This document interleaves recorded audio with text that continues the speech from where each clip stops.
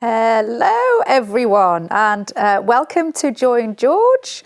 I'm George and I'm here with my nice cup of tea in the Purple Monster green screen studio in Warwick, and today I am joined by Pim van Baarsen, CEO of Silverstone Technology Cluster, to talk about the value of networking. So hello and welcome, Pim. Thank you very much for having me. It's a pleasure. Yeah, it's exciting. I have just been chatting about, of course, networking before we've even gone live. So we've got some great questions for you, I'm sure, today. Super. But before we do go into talking about the value of networking, please tell us a little bit about yourself and the technology cluster. How was it formed? Yeah, sure. Go for it. So obviously, my name is Pim van Baarsen. I'm Dutch originally, moved over to the UK far too many years ago to say out loud. But in 2017, we set up something called Silverstone Technology Cluster. The Silverstone Technology Cluster organization is a not-for-profit organization with the aim to support advanced engineering, electronics and software businesses, originally focused around the Silverstone area, hence the name, but since then grown quite a bit to cover the UK nationally, and actually even internationally, because we've got members in Italy as well. But really what we're all about is to bring people together, encourage them to collaborate, help them find new opportunities, help them find new collaborative partners, maybe help them get into different markets and expand their business in that sort of way. So very much a support organization with the aim to help where we can and really help people broaden their horizons and look for further opportunities and ways to expand and improve their business where they can. Brilliant. Which is what most business want to do, of course. Anyway, I know certainly from a Purple Monster perspective, we're always looking for growth opportunities. Indeed. Whether they're small, big, in various forms. And so I'm sure lots of people on the call today are also here to sort of lean into that and understand a little bit more about that. So if we talk about networking, the word summons up quite a few different feelings for different people, doesn't it? So I actually like networking. It doesn't mean every time I go it's great, but I don't get the fear, but lots of people do, don't they? It's for some people it's oh no, I hate it. Other people like myself go, oh, it's great. I mean, it helps if you're an extrovert, for sure. Well, yes. So there you go. So I've got a question around introverts, but we'll come on to that at the moment. So yes, networking, like I say, can conjure up a variety of feelings. Anyone online, if you want to type in the one word that you might feel about networking, please do, and I can read them out. Whether that be, introverted or not, how do you feel about it? So if we sort of go for the first question I've got for you, Pim, which is, why do you think networking is such a critical skill in today's working world? Well, really, in the simplest terms, people buy or people work together with people, right? So it's absolutely critical to meet somebody and kind of in a nicer sort of way assess whether they're not a complete muppet or not. Yeah. Because if you're going to engage in a relationship, and certainly in our case, because most of the people that we deal with, they don't exactly sell cans of Coke. It's not a one-off transactional thing. It's often it's a collaborative project and all that sort of stuff. And it's really, you want to make sure that you end up working together with somebody that you like working together with. And certainly if you get vibes of a person that doesn't gel with you at all, it makes working together really difficult.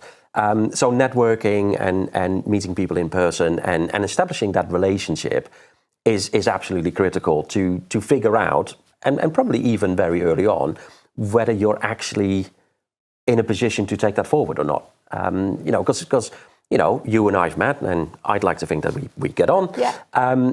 But if either of us have kind of go, oh, I'm not sure about that person, it's really hard. And so, networking in that regard is really critical because it gives you that opportunity to kind of go, who is this person? Do I like that person? Can I work with this person? Going forward or not? And actually, just listening to you say that, it really reminds me of real fundamental human feelings around integrity, values, regardless of the industry or the skill set. Yeah. You know, it's actually about being a human, isn't it? And Yes. about, Yeah. you know, so again, you and I talked about when you are networking, introverted or not, you know, the key thing is actually to be genuine, never to pretend to be something you're not. Actually, Debbie's popped on here. When I said, well, how does networking make you feel? She's popped imposter syndrome. I often feel out of my depth in networking situations. Yeah, I think that's a really interesting comment, because I think it's really odd, because nobody knows more about you or your job than you. And if you go in there being your genuine self, I mean, obviously within the parameters of the environment that you're in, it's kind of like, why would there be imposter syndrome? You know, if you talk about the work that you do and the expertise that you have and all of that sort of stuff, you know, that is you. There's nothing imposter about that. And there isn't anybody who knows more about that stuff than you do, because it is you. Yes. So hopefully that might go some way to, you know, stemming that feeling that, you know, and maybe it comes from, you know, I don't know, not feeling good enough or feeling that other people are better or anything like that. But it's not really about that. It's about being yourself and bringing your expertise and your value and your knowledge and your experience into the frame. And because that's genuinely you, that will always be your value. Absolutely. You know, so hopefully that goes a little bit towards dispelling that, because it's you know, I think the imposter syndrome thing comes in when you're trying to pretend somebody that you're not, and that's one thing that you should never do. Top tip for networking: should never do that. Don't even attempt to be anything you're not. And it's actually, to hear you say that nobody knows more about you than you, which I completely agree with. I think I've done this actually. I've gone to networking events and thought, I have to sell the company, or I have to sell our products. And, you know, I'm not selling myself as such, but I don't think it's necessarily about selling. I think that, do you know what I'm saying? My top tip for going into a networking event, it's not about selling. Great. At all. Like, not even maybe. Yeah. And I should imagine that there's a lot of people out there that have a lot of pressure, that, you know, they go to that event and, you know, I need to come back with at least 10 leads or any of that sort of stuff. And honestly, it can't work like that. And it can't work like that. I mean, unless you're in an incredibly, you know, sort of easy transactional situation, then maybe. Cans of Coke and, here's a can of Coke, do you want to buy it type thing. But most of us don't find ourselves in that position. No. And really, nobody likes being sold to. And it's not about putting up a front, and it's not about trying to sell something, and it's certainly not about, you know, selling something that you're not. It's really about, and especially if at a networking event you meet somebody for the first time, it's about that connection, and it's about finding out whether, I mean, you like each other sounds a bit dodgy. Sounds a bit dodgy, but it kind of is. It's kind of like, you know, is this a person that is easy to talk to, that I think we get on with, that, you know, we have some things in common with potentially, you know, ultimately, is this a person I should be able to work with or not? You know, and focus on that, and you know, going in with I'm walking into this room, there's going to be 20 people in there, and I'm going to sell them some stuff. No. If you go in with that attitude, you will almost always fail. Great advice. Brilliant. Because people will spot that and will get the ick. Yeah. Great. I love this. Really? You're going to give people the ick. I love it. Right. One of my other great questions that I'm very proud of. How do you take a casual conversation at a networking event? Now, this is going to contradict what we've just been talking about, but I think it's worth pushing, and turn it into a meaningful professional relationship or collaboration? So that's step 2, isn't it? We've done this great thing of going in, not selling. You're never going to achieve that. Right. In the first go. No. Or even the second go. Okay. It's all about building relationships. And actually, funny enough, if you look at, and obviously I'm bringing it back to my own work, but if you look at how the Silverstone Technology Cluster is set up, we provide our members with a lot of tools, and we organize networking events, but we have online platforms as well, and all that sort of stuff. But all of these tools are there to help people build relationships. All these tools are not there to sell, and actually we don't really offer selling tools to anybody, because it's all about establishing a work relationship, and it starts with sussing out whether that's somebody that you can work with or not, or whether they're complete muppet. I mean, obviously you might meet people that it's just simply never going to apply. No. You might meet somebody, they do really interesting stuff, but it's just never going to touch upon the stuff that you do, and that's fine. But in terms of turning that into a collaborative thing, it's multiple engagement. And it's multiple interactions dealing with that same person, and it's all focused on that relationship building, and it's all focused on making sure that you know that person a little bit, you understand that person a little bit, you like that person, as in we can collaborate, and it will progress over time, and because especially with the audience that we primarily deal with, which is engineers who lead their businesses. Yeah.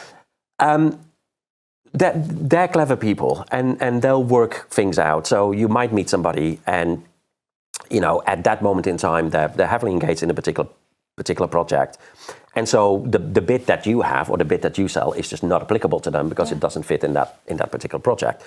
But 6 months down the line, they may be working on something else, and then in a shower go, hey, actually, I met that guy. I bet you that if I use that, we can make something happen here. And what you want to do is you want to make sure that you're still in the frame of reference with that person by then. Yeah. And so it is about multiple interactions. Yeah. It's about adding value to the person. That person needs to understand who you are, what you do, that they can work with you, what value you could add. They also need to understand that you're not some sort of flaky muppet that's going to take them for a ride and all of that sort of stuff. So it is about building up long-term this kind of interaction, this positive relationship, so that by the time they come to a project where they want to bring you in, and whether that's intellectual property or whether that's mechanical stuff or whatever it is, or whatever the industry, they'll come to a point where they kind of go, oh, hey, actually, this guy I think could really help me. Yeah. And then they'll engage with you. Yes. And that's when the collaboration will start. Yes. But it starts with building this relationship, transactional relationship, if you will, where they will put you in the frame as somebody that they want to work with. Yes. And then it's looking for opportunities where that can work. Absolutely. And I've got a question around long term. Right. Again, I put here, networking often doesn't yield immediate results, which we've just said it doesn't. Highly unlikely. Yeah. So how do you stay patient and maintain relationships over time to see that long-term benefit? So, you've just actually talked there about it is a long-term relationship building. Yeah.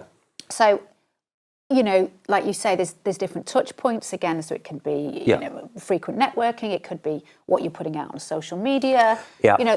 All of it is presence. It is sort of demonstrating your skills, and like you say, for me, it's about building some trust. Yeah. And again, that we talked about it just at the start there about being authentic. Yeah.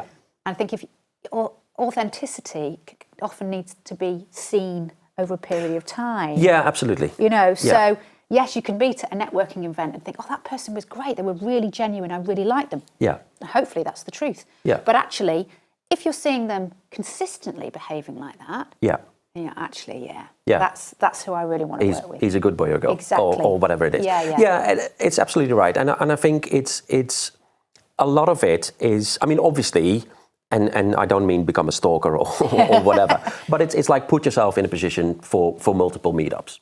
So if you meet at a networking event, then you may well meet them again at a networking event, but like go to the type of networking events that they're likely to be, so you can have those further interactions, be targeted, and all of that sort of stuff. There may be things that you could do, in terms of like a follow-up email or all that sort of stuff. But a lot of the stuff that you do isn't even specifically targeted at that person. So if you put a lot of stuff out over LinkedIn or other social media, if they've made a connection with you and they kind of go like, hey, he seems like a good person, then, more than likely, their algorithms will feed them some of your stuff and all that sort of stuff. And if they then see that, oh, actually, that's quite an interesting case study, or, oh, yeah, I like what I've done there, or whatever. Yeah. And that's how you kind of build it up. Yeah. And it's being persistent, but not in an annoying way, and never in a, right, so do you want to buy my stuff then? Again, back to not selling. Yeah, exactly. Back to not selling, yeah. It's just be out there, be present, get those people to understand, what you do, who you are, that you're good at it, as well, and then let it go. And it is a patient process, and again, if you're in a highly transactional environment, it might be different. But in most of our cases and for our members, these are people that you're going to work with long term. So invest the time and invest the effort, and go on that journey. And actually, it's very industry specific as well. If you want to get one of your products on an aeroplane, that's a 10-year process. Gosh, if you want to engage in defense, that's a multi-year process. So it's these are long-term big things. Yeah. So invest the time earlier on and make sure that you present yourself in the way that you want to be understood and in the way that you want to be seen. Yeah. But make sure that it's genuine. Yes, yeah. That's great. That's really brilliant. The key. What else have I got on here? What are the unique benefits of networking with people outside of your own industry or sector? That's taken us into a little bit of a new area. Yeah, so this is something, again, bringing it back to my work. So this is something that we do at the Service and Technology Cluster as well, where we do joint events with other organizations that are similar to ourselves. So we, as a cluster, are very multi-sectorial. Obviously, a lot of our businesses have started from a motorsport background, but have since diversified into lots of different markets. Right.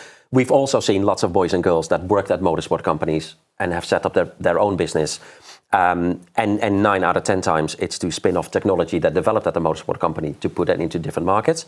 So we're quite multi-sectorial, which is fairly unique, but we do partner up with lots of organizations, and there's people like Cambridge Wireless, or there's Medilink, or there's Space East, or the Oxford Defence Cluster, or you name it, and we do joint events with them to introduce our boys and girls to their boys and girls, if you want to put it in those sort of terms. And what's quite interesting is that with those events, you can spot the sort of the opportunities, and really in terms of fresh thinking to things. I mean, we organized a specific meeting where we had a number of space companies that we put in the room with some of our guys, and within moments, because obviously at first it was all very polite and they were trying to introduce themselves and all of that sort of stuff, but before too long there was quite an in-depth conversation about harpooning space junk, because the conversation came up. It's like, actually there is a lot of junk floating around in space and that needs to be recovered. Wow. And that's difficult to do.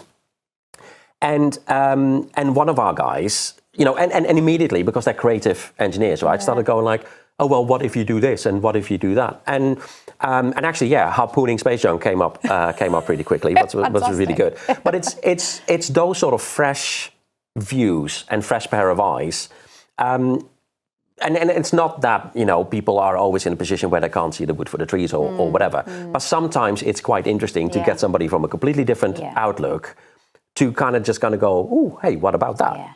And it may well be that a lot of the time you kind of go, yeah, we thought of that 10 years ago. That's not going to work for X, Y, Z reason. But sometimes there will be people that go in with something like, hey, what about that? Where you kind of go, oh, actually, that's quite nice. Let's try that. So it's bringing in fresh visions. And what's actually quite interesting, I mean, if you look at some of the ways that a number of our companies have diversified, I mean, I love the fact, for instance, that we have one company who they used to design all of the aerodynamics for racing cars. Okay. Do a brilliant job with that. They then kind of use that expertise to develop aero kits for Eddie Stobart. Oh, right. To reduce their fuel bills. Okay. And output, obviously, which is really good. But actually now they have a massive project where they work with one of the supermarket chains, can't remember which one, where they work on their refrigerator cabinets and have managed to reduce their energy consumption by about 25% or something. Brilliant. And it's all to do with airflow and doing aero kits and all that sort of stuff. And it's a great example of how you bring ideas that you developed in one specific area, how you can bring it into another area and look for new ways of doing things. So that's obviously where a lot of the benefits lies, where you bring people in a different environment so that they can think about their own things differently. Yeah. So actually, again, if in any industry, the message there is really not about tunneled vision, isn't it? It's about making sure your eyes are always, open and your mind stays open. To conversation. Ideas, conversation. Because we never know where any sort of what door will open and what opportunities will arise. I think one of the absolute best things you can do as a person is to stay curious. Yes. And meet people from a different discipline and ask them about their job.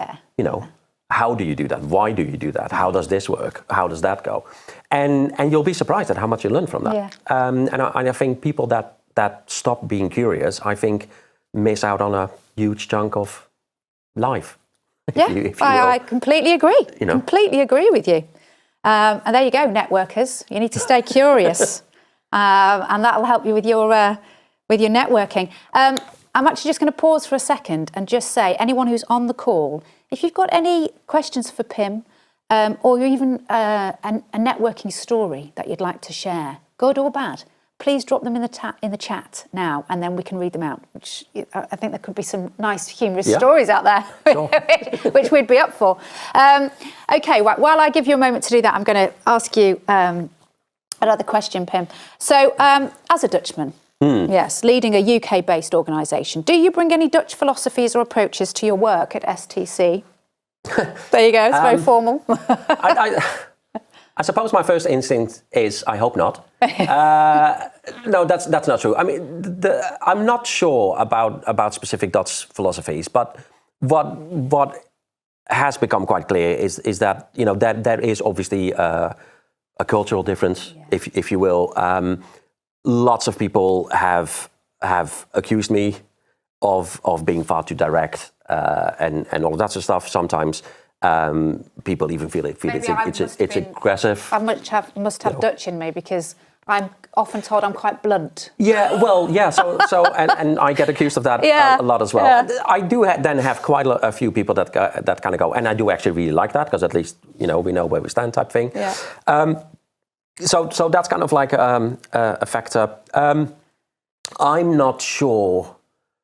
I mean, in terms of Dutch philosophies.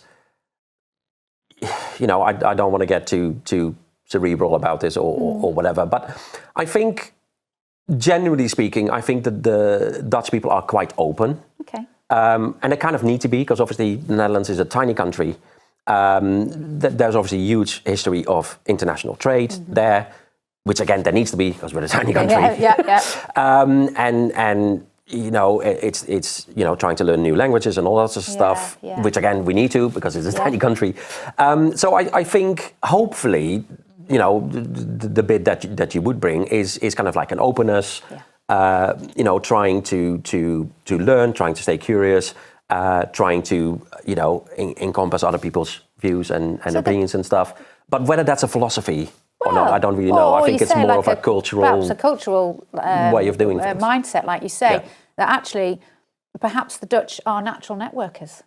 Perhaps. Which is why you're here to talk. Perhaps, so comfortably about this subject. That may well be that may well be the case. I mean, one thing that I did notice, but it's not a philosophy that I've brought forward, is that fairly early on in my career, I was taken to one side because it was noted that I don't volunteer to make cups of tea enough. Oh, that's not very British of you. Well, no, quite. No. And that was something that I really noticed because, as the Dutch, we don't drink as much tea as you guys do. No, we drink a lot of tea, don't we? And what was quite interesting, my initial reaction was kind of like, but we got somebody in the office and he stands up like every 3 seconds to offer everybody a cup of tea. And it's kind of like, he's had 5 cups of tea when I'm still working on my first one. But it was one of the things that it was kind of like, right, okay, this is a cultural adjustment that we need to make. But again, not something that I installed in a company necessarily, but something that I did definitely. Noticed it, tea making, it's an interesting topic. We could probably do a webinar on tea making. We have got a question. Fantastic. From Paul Service. So Paul says, what's your feeling on physical business cards versus the LinkedIn QR codes? Pros and cons for each. I've got some thoughts, but you go first, Tim. So I think this is really interesting. I mean, obviously I'm old and potentially old-fashioned. What I find with the QR, I mean, I love LinkedIn and QR codes and all that sort of stuff. I think it's really exciting and I love it. Very often, there's quite a lot of farting around, trying to get it to work, or it doesn't scan properly, or whatever. And like, you can hand over a business card in half a second. So it's like, there you go, and it's done. It's a bit smoother. And you're all good. And it's like, rather than, getting your phone out and farting around and all that sort of stuff. You're a bit more superhero in that, aren't you? Yeah, exactly. Yeah. So there is sort of that element of it. One thing that I and of course, I mean, I have a crappy phone, so of course it takes forever to do all of that sort of stuff. I'm sure there's lots of people who have really good phones, and then it works fine. What I do find, however, is that the business card actually works as a really good reminder that you've spoken to that person, and therefore it makes it easier for a follow-up. Yeah. I've had in the past where you scan somebody's contact details and then they sit in your phone, and then if for whatever reason. And I have to admit, I'm quite guppy. It's like, when I leave the event and I'm in my car, it's like it's never happened, because my mind certainly doesn't go there anymore. And so it's kind of like, okay, so I have this person now stored in my phone, but unless I am good enough to remember that I met that person and their name and all of that sort of stuff, I need to go through that. And therefore, I think I prefer business cards because it's kind of like, you put it in your pocket, and then when you come home, you take it out and you go like, oh yeah, I met this guy. Yeah. Let's send him that email, because you remember what you spoke about. And there's also the point is that I am absolutely shocking when it comes to remembering people's names. Okay. So when you scan somebody, and it's quite normal for me that somebody called James, I think, is called Steve. So then I'm searching for Steve, and he's obviously not there because his name is James, and I can't recall that. Yeah. So and again with the business card, you don't have that. But that might be a very specific me problem. Yeah. So. Paul's actually put here. Thank you. You've confirmed what I felt, but wondered if I was just showing my age. A physical card gets the follow-up. Yeah, I subscribe to that. And I actually agree. So I've started my role in sales a couple of years ago at Purple Monster, and I was like, business cards, so old-fashioned. Who has business cards anymore? No, I'm not going to do that. That's for losers. I just thought that makes me look old, and and I was like, I'm not having this. I'm not going to have a business card. And hey, look, once I started doing the networking, it's literally, as you say. Am I going to remember somebody just from their QR code in that fleeting moment? It's really difficult. Actually, that card, designed nicely with the name, an email address as well, a telephone number. The LinkedIn doesn't always have an email address. If people don't put their email addresses on. So actually, you can only really message them on LinkedIn. You couldn't even do a follow-up email if you wanted to. Yeah. So I'm with you. I'm with you, Paul. We'll go back to business cards. What I do sometimes do is that if I've had a conversation, but again, you need to have the opportunity to do this, is that, you scan somebody's detail, and then I actually send myself an email to kind of go, right, you've just spoken to Martin from this company, search your phone. Yeah. And I whiz that off to myself, and then obviously I come back to the office and it's like, Jesus, another email. I was like, it's from me. It's from myself. And you do that. That's good. But that's quite faffy, and obviously it's different for everybody, but I'm quite often in a situation where you meet one person, have a chat, and you kind of immediately go into another conversation. Yes, and so you don't always have that opportunity to send yourself a little email as a reminder on the chat that you met. So I'm of a certain age, and I'm sure that people of different ages might be different, but I quite like the physical business card just because it's a really nice physical reminder. There's 3 of us voting on that today, so that's great. Thank you. Debbie's put down here, how do you deal with those awkward situations where you meet someone for a second time but can't remember their name? Oh, well, with great difficulty is the answer. We've all been there. Because I have noticed that I'm actually quite good at remembering conversations, but I'm terrible at remembering names. Okay. So there was this occasion a number of years ago now. I now remember that the chap's name was Richard, but I meet Richard. We get on quite well. We have a nice conversation, and he ends up telling me that, his wife does a project at BAR and all of that sort of stuff, and he had to go because his daughter had the flu or whatever. And so I meet him again like a week later or something. And immediately I kind of go like, oh, is your girl feeling better? Yeah. How's your wife getting on with the project? Blah, blah, blah, blah, blah. And so we're 20 minutes into the conversation about all of this stuff. And I'm like, Jesus Christ, I don't know what your name is. What is it? Yeah. And of course, at that point, a friend of mine walks up, wanting to be introduced. And on that particular occasion, I go, oh, hey, David, meet... And I deliberately kind of go, well, I'll leave the name so that you can introduce yourself. Fill in the blank. And he goes, Richard. And I go, Richard. And I knew it all along, all of that sort of stuff. But you obviously don't always have that opportunity. Yeah. So it's tricky. So try to look for names. If it's at a networking event and they have a badge on, see if you can sneak a casual look. Yeah, good tip. At the name, if you can.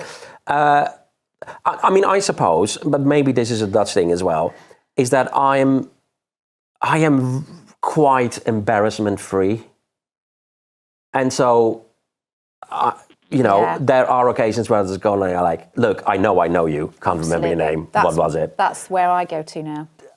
But that's obviously quite, direct and to the point. Yeah. And there's probably more elegant ways that you can solve that. And if there's an opportunity to do it, like sneaking a peek at the name badge and all of that sort of stuff, then great. Fantastic. Or of course, pick it up in the conversation. Yeah. And actually, I remember many years ago, with my best mate, we went on a double date with two girls that we met at holiday, and he's terrible at names as well. and we remembered one of the names, but we didn't know which was which. Oh no! And so the whole evening we were being very generic and until one of them mentioned the other name, and then we were both like, oh my God, well, if you're her, then you're her, and so. So that's good. That's a potential strategy where it's going to try to pick it up in a conversation to see if anybody don't go on a date with someone if you don't know their name. Yeah, I think that's probably a good strategy. Look, we were young and foolish, right? I suppose is what we could say. So if there's elegant ways of trying to suss out a name, then fantastic, do that. But if all else fails, do it in a cute humor. Yeah. And make a sort of joke about it a little bit. Back to being genuine, authentic. And just human, going, look, I have the memory of a guppy. Yeah. Remind me of your name, please. Absolutely. Yeah, I've been there. Sorry. I'm so sorry. I'm so sorry I don't remember your name. Yeah. That's what, I am sorry, genuinely. So, it's there, isn't it? So we are at time. Oh, wow, okay. So I know, we rattled through it. Right. So unless anyone has any more questions, which you can fire off now, we're coming to a close. Okay. So it's been an absolute pleasure. Thank you for having me. Talking to you for really good fun. a good half an hour or so there. Thank you everyone for your questions and your comments. That's been great having your feedback and having that little time to share. And yes, this has been recorded, hasn't it, right. Pim? So anyone, if you want to look back over it, you can do, or certainly once we put it on the website, you can fire it off to anyone you know, and other people can have a look at it and enjoy it also. So there doesn't seem to be any more questions, Pim, so we will say thank you, everybody, and thank you to you. Until next time. Thank you very much for having me. It was really good fun. Yeah, thank you. Welcome.